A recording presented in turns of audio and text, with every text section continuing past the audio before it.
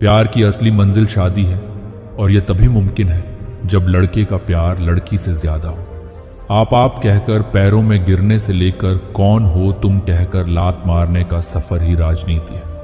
मर्द ने औरत के साथ अभी तक सोना ही सीखा है, जागना नहीं। इसीलिए मर्द और औरत का रिश्ता उलझन का शिकार रहता है। एक स्त्री की आंखें सुंदर लिखी गई कविताओं में, साहित्य प्रेम पत्रों में, मगर कभी नहीं पढ़ी गई यातनाएं उनकी खाली समय में। स्कूल में पढ़ते बच्चे कुछ सिगरेट सुलगा रहे थे, वे घर का दीप नहीं पिता के फेफड़े जला रहे थे। बड़े बड़े सपनों को पालना आसान थोड़े ही है, छोटे छोटे लोगों तक से आलोचनाएं सुननी पड़ती हैं। विवाह की सबसे बड़ी जिम्मेदारी है। यदि कोई लड़का अपनी पत्नी के अधिकारों और सम्मान के लिए लड़ नहीं सकता है तो उस लड़के को कभी विवाह ही नहीं करनी चाहिए। औरत का रोना ढोंग नहीं होता, आंसू तभी आते हैं जब अंदर दर्द भरा होता। हंसकर खोना और खोकर हंसना दोनों के लिए हिम्मत चाहिए। कोई भी बहस जब चरित्रों पर उतर आती है तो उसमें केवल चरित्रों का हनन होता है, विषय पर मनन नहीं। कुछ निर्णय निजी होते हैं, नितांत निजी, जिनका हमें किसी को स्पष्टीकरण देने की कोई आवश्यकता नहीं होती। बड़े होने के बाद हम अपने जीवन में बस वही इंसान खोज रहे होते हैं जिसके सामने हम रो सकें।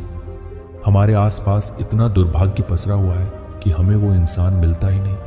आसान होता है सबसे जुड़े रहना, मसला तो किसी एक में डूबे रहने का है।